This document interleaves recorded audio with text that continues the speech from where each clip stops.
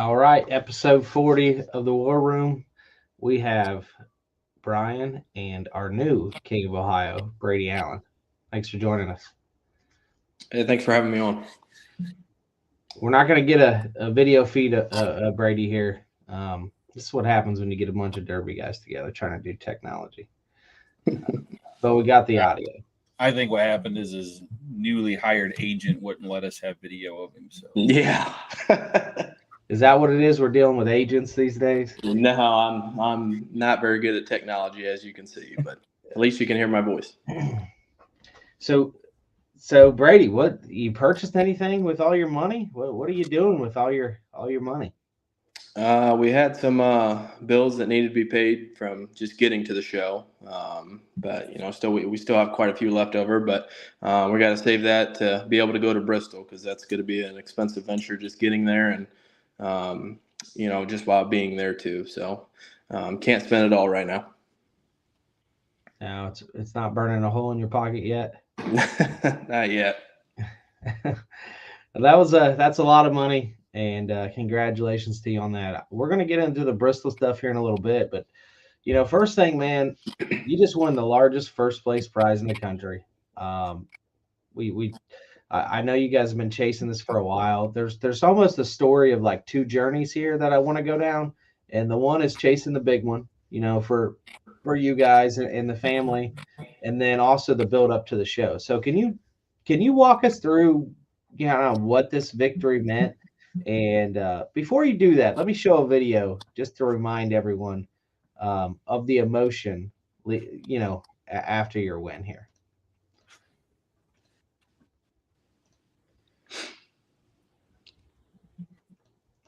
We were fortunate enough.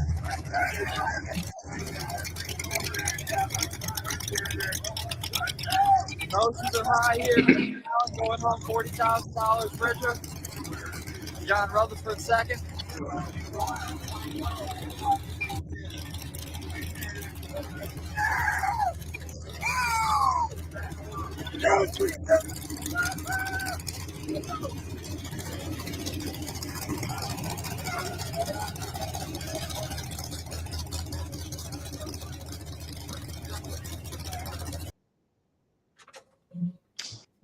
So yeah, that video is first off one of the coolest videos I've ever seen. But I think that video shows how much Demolition Derby and how much family means to us. And like you said, we've been chasing a big money derby for a long time, and we finished second and third multiple times, and just couldn't get over that hump. And just when you feel that you can't get over the hump, then it happens. So it was definitely it was almost kind of a relief because you didn't know if you would ever get it, and just very proud of all the guys that helped. I didn't win that derby; we all won that derby through the guys helping the week before and prior and while at the track. I can't thank those guys enough. Did it get to the point where you were wondering, or you were really wondering if you were going to win a big one? Yeah, absolutely. Because I mean, we've failed so many times. Of which second and third big money shows is a big accomplishment. But we're chasing the big one. We're chasing to win. That's what we're there. That's what we're there to do. And like I said, it just when you didn't think it would happen, it happened. What was the conversation? Did that ever get brought up in the shop or amongst you and Devin, or did you guys? I mean, was it just like an elephant in the room that no one talked about? Kind of, but we're not quitters, and we will never give up. Until we're chasing of what we're trying to get, and I think that's one thing that my dad instilled into us is work ethic, and if you want something, you can't give up, and you got to keep working at it. Have you ever seen Sean, your dad, that emotional? It's been a long time, but it was very very cool to see, and just showed how proud of not only me, but like I said, my brother and all of us.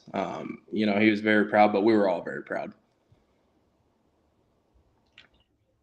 Yeah, man, I got to tell you, I couldn't even personally, I couldn't even walk over to the car because it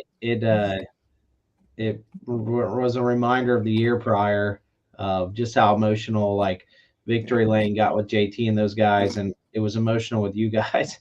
And I have to keep the show going, right? Sure. So I couldn't really like partake in the emotion.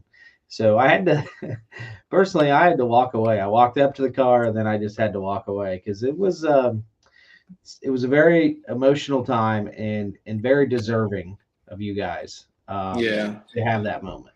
Well, I appreciate it. And, we've won, quite a few derbies, but nothing has ever matched that one. So, and we all did it together. That's what the cool thing is. Go ahead, Brian. Yeah, I was just say, hey, we, during the week prior to that, Dustin and I had stopped into what was that? I always get this name of this restaurant wrong. Cupid. UP. Yep. Yeah, where a medium is not really a medium. But you guys were taking a break from working on the cars and just having some lunch there. Your shop's just down the road. Just talk a little bit about, and people may not know this yet, but talk a little bit about some of the obstacles you guys had to just overcome just to get the cars ready to even be there. Yeah. So, as many of you know, we ran the Bash Memorial Day weekend, and we had not really started on the King cars prior to that. So we had basically 16 days to build these cars, and week of the Derby, it was that Monday or Tuesday, we saw you guys at QP, and a semi truck happened to hit a big power line about 100 yards from our shop, shut the power down all day. So we had to come in that night and work. And then Thursday night, the day before the Derby, we had put my motor in. About 10 o'clock, we were getting ready to start it and heard some noise that you don't want to hear. And I was ready to give up, and I was throwing the towel in. But, the guys that were there that helped us, changed my mind, and we all did it together. We pulled that motor out, pulled the motor that my Uncle Ryan ran at the Bash, pulled his motor out, swapped cradles, got it back into my car, and by that time it was 8:30 in the morning, and we had to move on to inspection. Ran the heats on Friday night, won the heats, got a few hours worth of sleep, and then Saturday we worked all day and went to drive Devin's car or something, and the transmission just wasn't feeling right. And, with that much money, we weren't going to risk anything. So we ended up pulling that tranny out, putting a new one in. So that was another all-nighter. But, yeah, so there's definitely a lot of obstacles. But definitely can't thank my dad, uncle, brother Devin. And then we have some really good friends with Tim Seitz, Zane Fugate, Travis Nichols, and Justin Dre that helped tremendously just to even get us there. Because if it wasn't for those guys, we wouldn't even been running. Yeah, I mean, I remember seeing you guys at the restaurant. Just seeing the looks on your faces of how tired you guys were, and then of course that video that we just watched. The emotion pouring out, the exhaustion on everybody's faces. You look back on something like that even now after getting a chance to let it sit for a little while and hit a little bit. Does that, seeing a video like that, does that just make it hit even harder? How big of a deal it is? Yeah, it does. And like I said, Thursday night, I was ready to throw in the towel. And then you fast forward, 3 days and see that video and feel the emotions. It was all worth it in the end. And we made a commitment to run that show.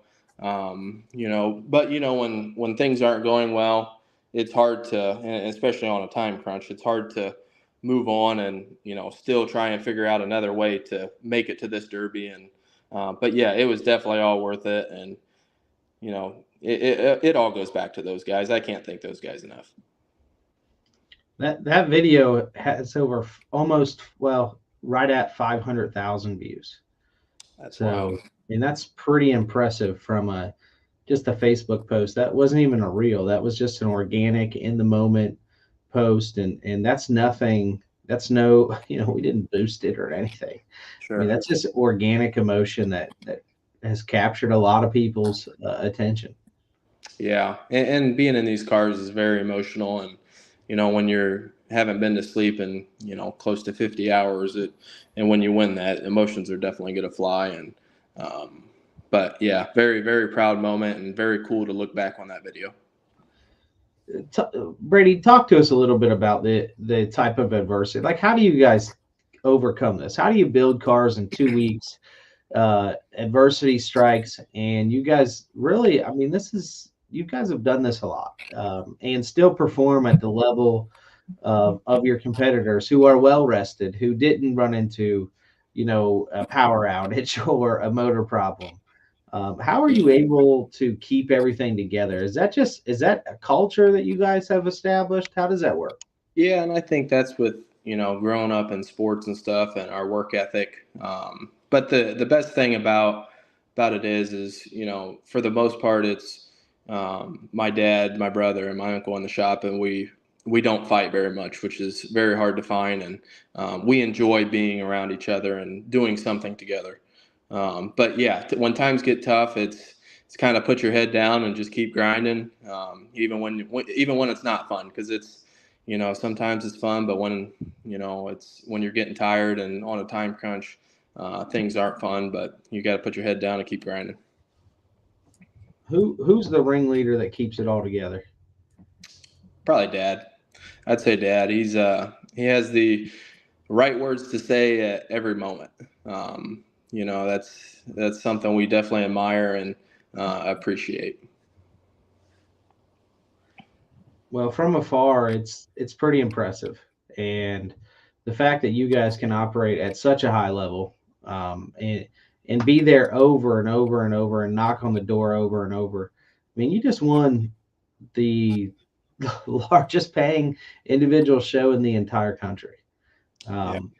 That's insane. That's crazy. Definitely hard to wrap your head around it. But the other thing is too, in the shop, we never have to look over each other's shoulders. Dad has a project, Devin has a project, I have a project, Ryan has a project, and we can all move at a high, kind of a fast-paced level, but also not cut any corners and not have to recheck somebody's work. And I think that's big in the shop of, when you do it, it's done right. It feels like you guys are establishing a team before it's maybe been widely accepted that demolition derbies, have teams of guys, that you guys have kind of filled those roles and established that. And it obviously shows on the track with your guys' success. Yeah, I appreciate that. Thank you. Brian, you got something? Yeah. So, Brady, obviously, being from Ohio myself, being around the county fair circuit, I've seen you and Devin and your dad and your uncle run quite a bit. You guys run a lot of the same shows that I run. Yeah. Not in the same class, of course, but seeing you guys at that county fair level, and then rise to the occasion at the to the magnitude that you just did, as not only an individual, but as you put it, kind of a team, that you guys are all together in this together. Where do you feel like that takes you guys into the future, and what are the next goals? I don't know. I think we keep doing what we're doing and enjoying it. I think that's a big key. You got to enjoy the process, but enjoy demolition derbies, because it's easy to get burnt out. But I think the goal is continue to go into every show with confidence, but with the ability and capability of winning, or bringing a car that's capable of winning. You're not going to win every show, and but yeah, I think so. I think that just keep the mindset that we have, and just kind of go from show to show, and just keep enjoying it. Brady, I want to take it back to the first year at King of Ohio. It's funny because obviously we've known each other for quite a while now, but even when I had first put on King of Ohio, which was 4 years ago, and we heard about the favorites that we were on my end, that we were playing with you guys, and the fact that it took you 4 years to win it. Yeah. And a matter of fact, the first year you guys didn't make the feature. You or Devin did make the feature, and Right. you've made it 3 years since. You're the only people to ever make it 3 consecutive years, or even 3 years at all. And we're going to put out a flyer, a little demographic of probably tomorrow, of you and your brother at the top, leading the way in format victories. Can you walk us through like what it's been like on your end of that conversation? I remember when we talked, I said, "Look, you guys are good enough to win this, 3 or 4 years in a row," and you almost did. If you reflect back on those past 2 years, can you Yeah. give us some reflection on that? Yeah, definitely. The first year was not our year. Devin and I both had some problems, and Dad ended up making the feature. But fast forwarding to the next year, we got third and fourth. Then last year we got second and third. But with the past 2 years, you're so close. You can. It makes you very upset that you didn't get it done. But fast forward another year, you get even closer. And then, finally this year we were able to get it done. But the format it can go either way. We've been on, like I said, we've been on the winning side and the losing side, and the heats are very difficult. They're very hard to win because everybody that's running this show is at a very high level and builds very, very good cars.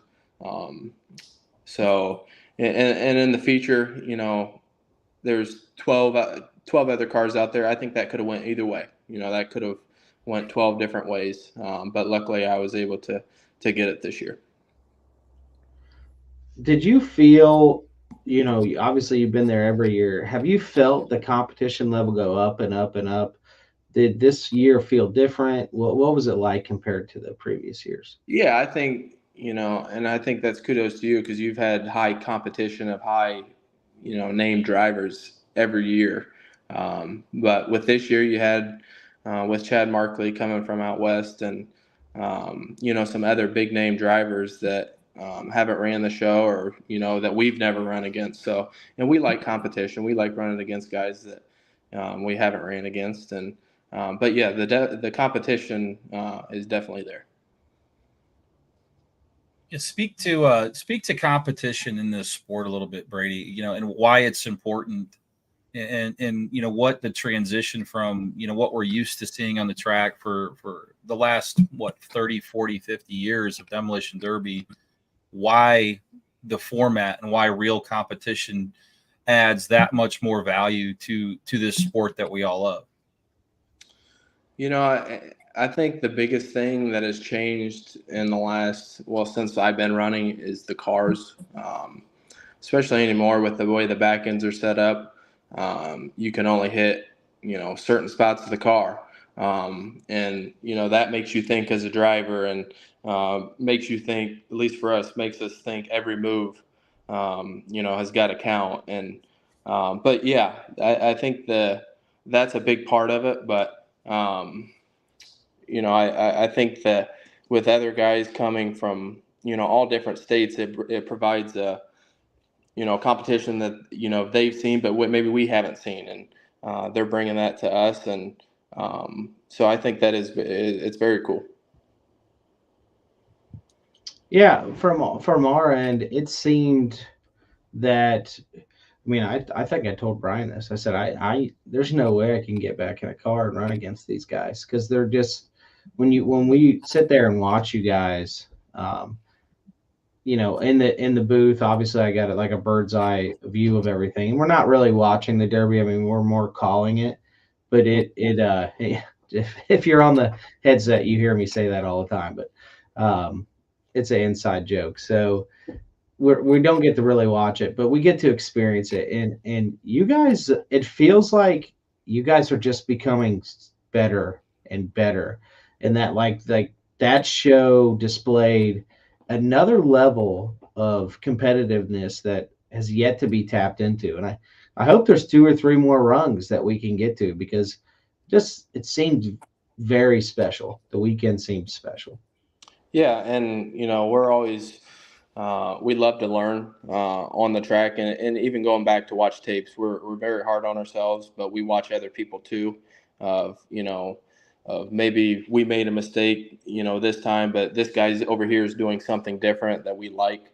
And every derby is different, so I think you take a little bit from each derby and try and be better at the next one. But yeah, I think a lot of it is you got to watch tape uh, and critique yourself, but look at other people too. Yeah, to that end, to that in that same frame of mind right there, if you could say, something to these youth drivers out there. Now, there's a lot of different youth programs, youth heats.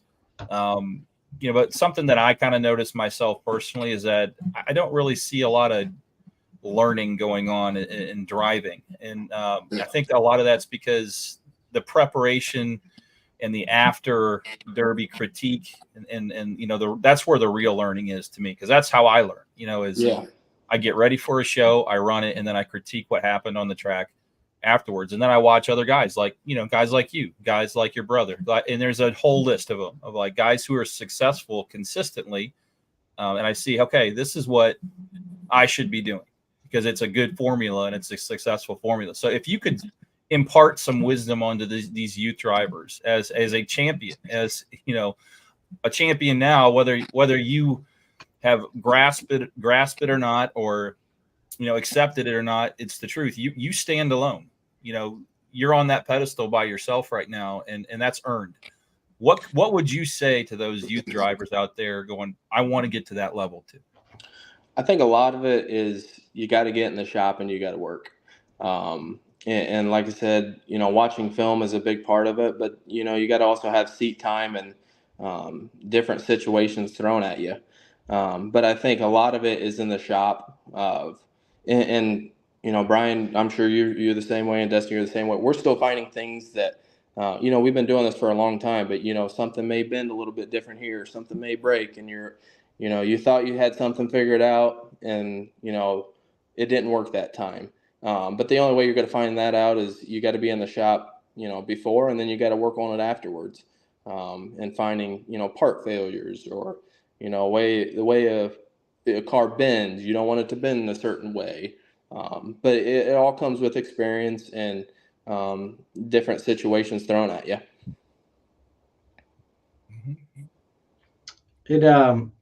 It seems like you guys going forward with what has been formed with Demo and the SRDB team and everything there, that you guys are going to be leading the way of the sport, and kind of setting the example and laying the path of how you become a professional combat motorsports driver.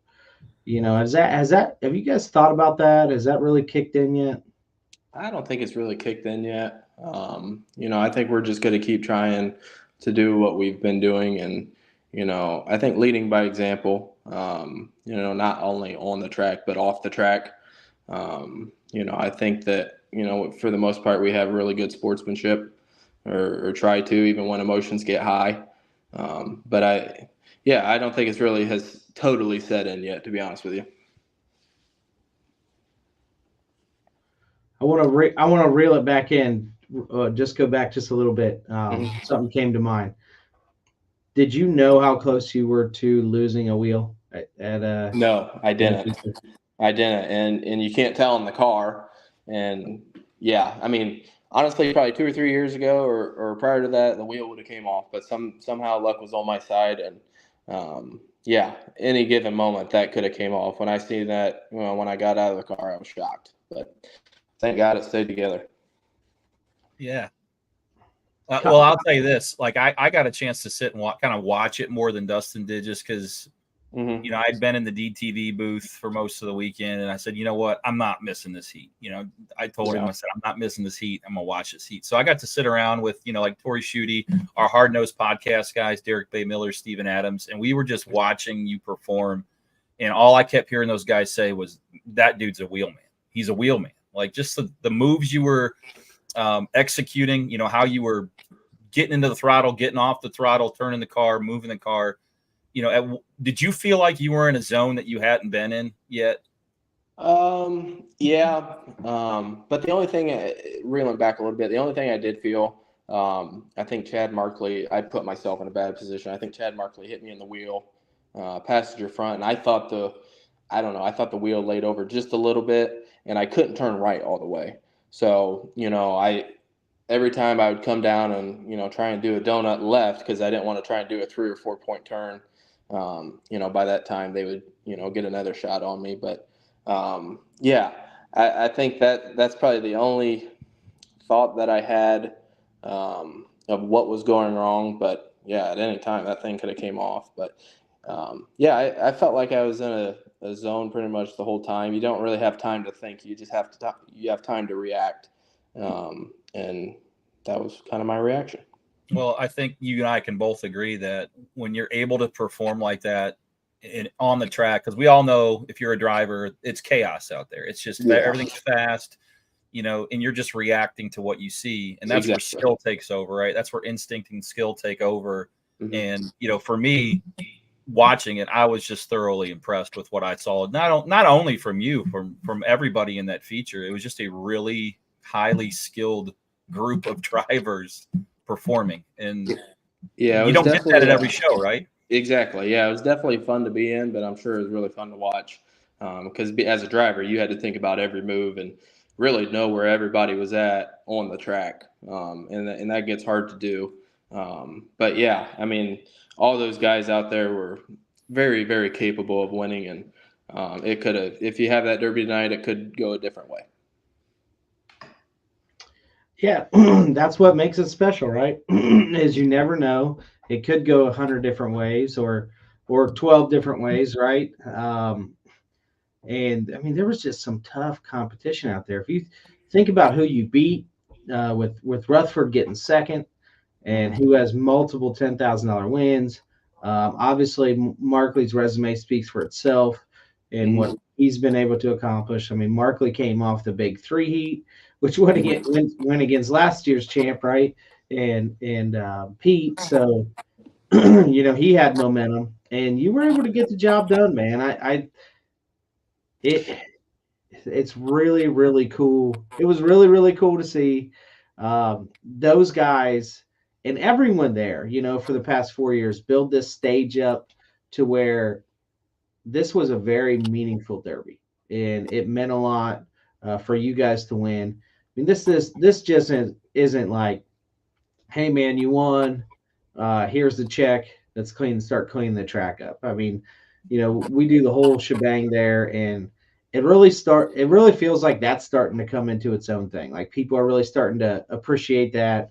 Can you talk us through not getting out of the car and the drive to victory lane?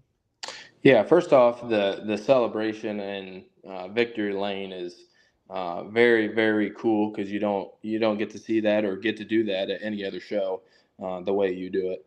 But I think, when the checkered flags flow, and then you've seen the video of Dad and Devin and the rest of the guys coming out, I think is more of a relief and kind of an exhaustion too, because we were dead tired. I was dead tired in the car. But driving to victory lane and pulling in the building and seeing all those guys there, clapping and cheering, made it even more special, because it felt like we all won. With all the guys that helped on the crew. It was a very, very proud moment of, we finally got the chip off our back, and, finally got it done. And we, like I said, we did it together. You said something pretty cool there, and I think the videos are pretty telling of how special that relationship you guys have within your own team, and then obviously everyone that comes to help, because it did look, and it did appear, and it did feel like everybody did win. Yeah. It wasn't just your win. Yeah. There wasn't like Devin, hating over the corner, or Sean or Ryan. Like, everyone truly celebrated that win together. And as I know, and Brian knows, and anyone that's been tuned in, Devin's win will come, and it'll be just as special as what yours was. And it showed a lot about the character of you guys and the culture that's how everyone treated it. It wasn't you that got the job done. It was everybody. Yeah, absolutely. And I think, whenever you can get a big money win, you're probably going to get the same reaction. It's going to be emotional because we all know how hard it is to win that show or any show paying a big money. Yeah, you just never know when you're going to get it again, and you got to enjoy it while you can. There's no doubt about that. So, Brian, you got anything else on that, or you want to get into Bristol? Well, last thing I'm going to say about that is, and kind of give you a chance here, Brady, to say a couple more things to those drivers out there who are on the fence, who don't think they have what it takes, who aren't sure if they can compete at this level and didn't sign up for the show or didn't show up when they did sign up for the show. What would you say to them and why they need to be a part of that event? I think it has a lot to do with the format, and you guys preach it a lot. You only have to beat 2 other drivers. And, most people are capable of, beating 2 guys, or it could go a toss up, 9 times out of 10. But, when you get to the feature too, anybody could win that show, in my opinion, But I think, a lot has to go back to the format and making it to the feature. So it's not like you have to run, 15 cars out there and, 10 of them are against you. So that is the one cool thing about it. Well, and I'll kind of piggyback on what you said there. The format is great, but it's you guys that went out there and executed at such a high level and put it all on the line.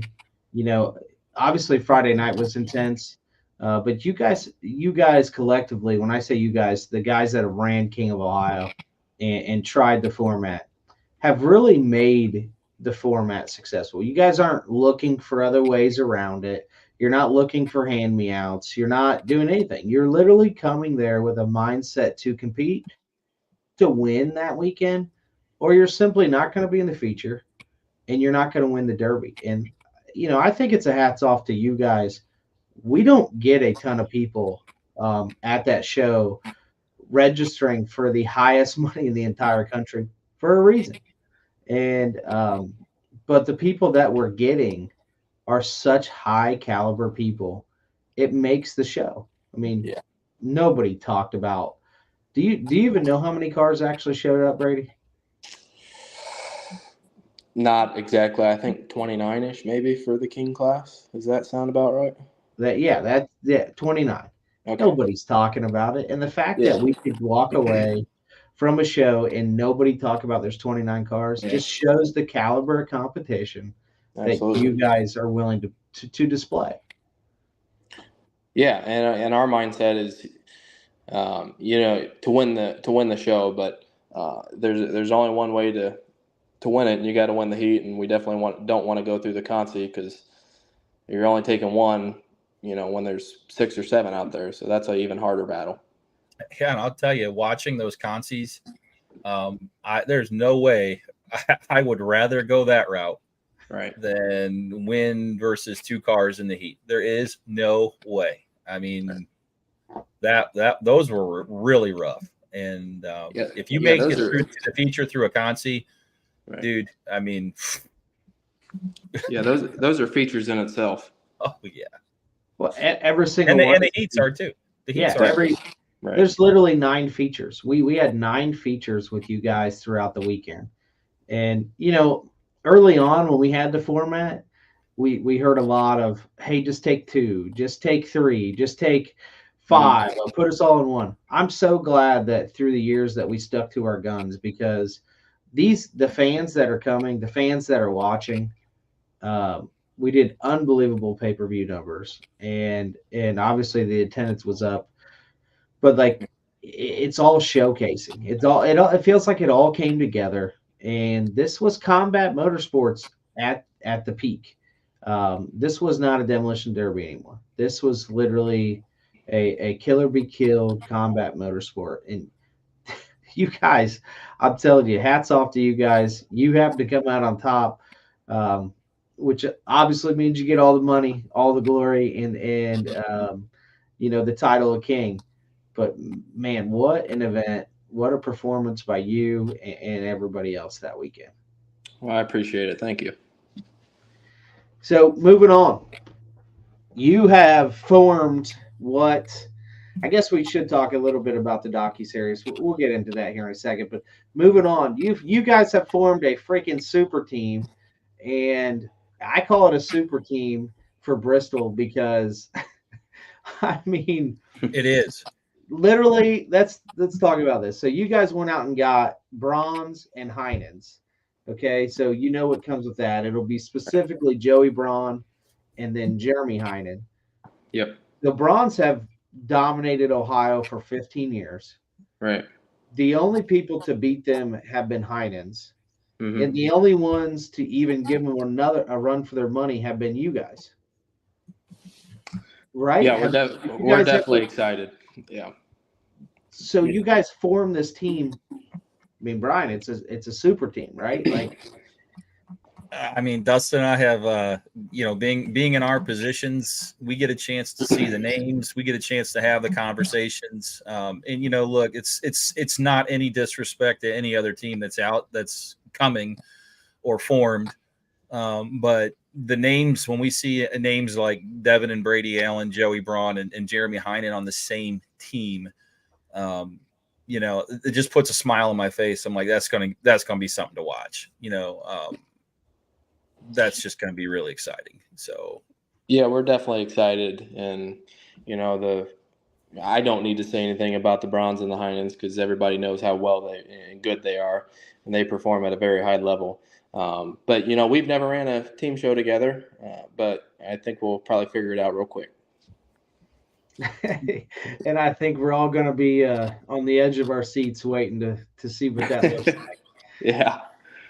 Yeah. So after the King, and even before that, what's the preparation been like for you guys for Bristol and the conversations that you have as a team?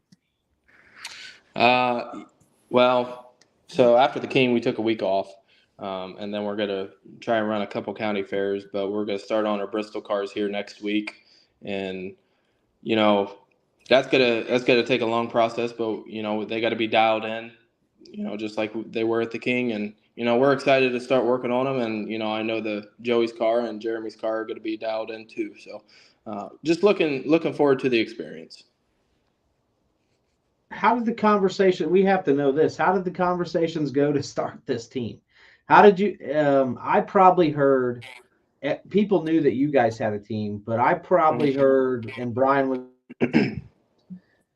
at least 6, 7, 8, 9 teams maybe that were seeking these guys, these specific guys, or talked about them to us that said, hey, look, I want either a Heinen or a Bronze or a Braun or multiple Bronze on a team. How did you guys get them? We're pretty good friends off the track. And, we had conversation of, first off, trying maybe to have Dad and Uncle or Dad and Ryan on the team, but that's just too much work for 4 cars and to maintain them. So we had to look elsewhere.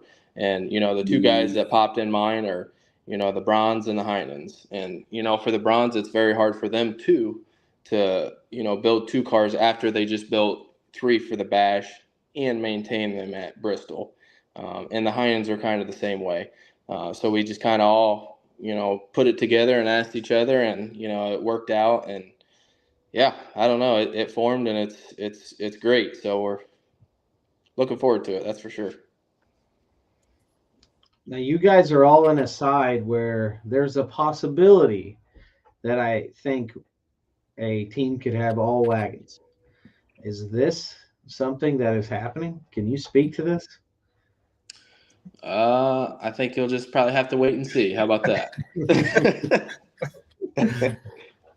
Keep you on your edge. Yeah, good try, Dustin. Right. Hey, I'm as curious as everybody else, I think. And I think everyone would want me to ask that question for sure. I don't know. And heck, I want to know. Yeah. Well, that's what keeps people talking, and eventually you'll find out. But my lips are sealed. Now, I mean, we're gonna have to see a little bit of content, before then. So maybe we'll get to see it drop in some content. Maybe a 74 Chevy front bumper, because that's what we can run in the class. How's that? Well played. Yeah, no kidding. Bristol, man, you guys got a chance to go down there. You got to experience it. Walk through the tunnel, go over the track. What's that place mean? Watching it on TV is very cool. And, growing up thinking, we're never going to run there or have a chance to be there. And then it's all coming true. When we went there this spring, it's intimidating. And it's once you're down in that valley a little bit, I don't know, it's hard to explain, to be honest with you. It's very, very cool. And it's going to be even cooler when, all these derby cars show up and things are going to be full. So I don't know. I think that part of the experience is what I think a lot of us are looking forward to, and just being in the venue. Yeah, I think there's a lot of people that haven't quite experienced what Bristol is. Maybe they haven't been there. A lot of people certainly haven't been on the track, right? Right. And walk through the gates. It's one of those things that I don't want people to be like, man, I woulda, shoulda, coulda. Like, look, it's as special as a place, as a motorsports facility, it's a coliseum. Yeah. It's the last great coliseum with the gladiators. They have a sword, as a trophy, that they give the winner. Victory lanes on the second story. You get to share it with the NASCAR legends. We were just there last weekend, and we got to experience it all again. And it's such an unbelievable place. We want as many people to experience this atmosphere as we possibly can. Yeah, and the TV definitely doesn't do it justice. When you watch, all these NASCAR races on the TV, it's definitely a completely different feel when you're there, and it's definitely a better feel because it's quite amazing. Absolutely. I mean, can't preach it enough. Like, look, and by the way, if I don't know who's tuning in, but we are very limited on VIP tickets. So that's our trackside seating that we are offering. That will give you pit pass and obviously to get you into the event. But we're only bringing in X amount of bleachers, for the infield pits. So a lot of that's being taken up by the drivers and their pit crews. So the fans, there's only X amount available. And I think last time I checked, Brian, I think I made a post earlier tonight that we're under 30. So there's not a lot available. Now, I will tell you, you don't have to sit VIP. VIP is an upgraded ticket that, there is 160,000 seats around there that are going to have great views too. So, you don't have to purchase a VIP, but if you do want that, like, you got to get on it now. Yeah, definitely. And, to come see it, this type of an event, this caliber of competition with, this guy that we're talking to, Brady, being a part of it as well. The drivers list for our pro and pro light divisions is just crazy good. And, if you're wondering, man, I'll just stay home and watch it. If you can make it, this is a typical pitch any promoter is going to make or anybody's going to make to come see the show. But I promise you, like, I really mean it. Like, I really mean you want to be there. We're working all kinds of different things to be able to provide the best quality overall entertainment. And that's not just the actual competition itself, but to make it worth your while for all 4 days to be there. There's just all kinds of things we're going to try to do, and that information will continue to come out as it's developed. But I don't know. I don't know. Look, I don't know if you're saying it ain't worth it, I don't want to go. I'm going to go here instead or whatever. Look, you're making a mistake, and you've fallen off. Dude, you've fallen off your rocker. Yeah, you bumped your head one too many times. Yeah, here. There's not an event going to be like this in the country. It's just not. It's not going to happen. No. There's one Bristol. I mean, getting back to Brady, there's for the first time ever, we are literally pulling the entire nation in teams of, not just one division. It literally took 2 divisions to get the quote unquote best of the best across the entire nation. Because there's just that many good teams. And, to see all you guys on the track at one time, could you imagine this first round matchups of Caddy Nation versus SRDB, Bob Whitaker's team, Rick Clark's team? I mean, have you guys thought about any of that, Brady? You guys know the list. Yeah, but I think it doesn't matter who you draw because the competition level is going to be extremely high. And, each team is going to be just as hard to beat as the next team. And, that's what you get when you pull all these guys together and, have 2 different divisions. But, and that's what we like and that's what we want. We want, to be at the top of our game and be the best that there is. And, in order to do that, you got to beat these guys. And we're definitely looking forward to the challenge, but I don't think it matters who you draw because it's going to be a battle in, round 1 through 4. Mm-hmm. Yeah, I mean, honestly, you could have dream matchups with any of those guys or any of the guys on the list, 1 through 4 rounds. Like it could be in the second round, 3rd round, 4th round. It's really going to be an awesome weekend. I hope that we just can do it justice in terms of, the giving you guys the stage that you need and perform on, because I know you guys are all going to bring it, and it's going to be really fun to watch. So, you got anything else, Brian? No, I just would say, number one, Brady, thank you so much for coming on here tonight. And you're a classy champion. Your whole family is just really good people, and I've enjoyed kind of getting to know you guys a little bit more and talking to you. So thanks for doing it the right way, first and foremost. And then just for all the fans watching out there who are either joining us now or going to watch this video down the road, we're going to be coming out with some information here shortly with respect to Bristol. Some things that we're pretty excited about. There's going to be new developments often. We are full bore, fully focused on Bristol Motor Speedway Demo 1, October 3rd through the 6th. And, we're going to be bringing you all the information that you could possibly ask for, and probably a lot that you don't even care about, but we're still going to bring you the information. So thanks again, Brady. We appreciate you, man.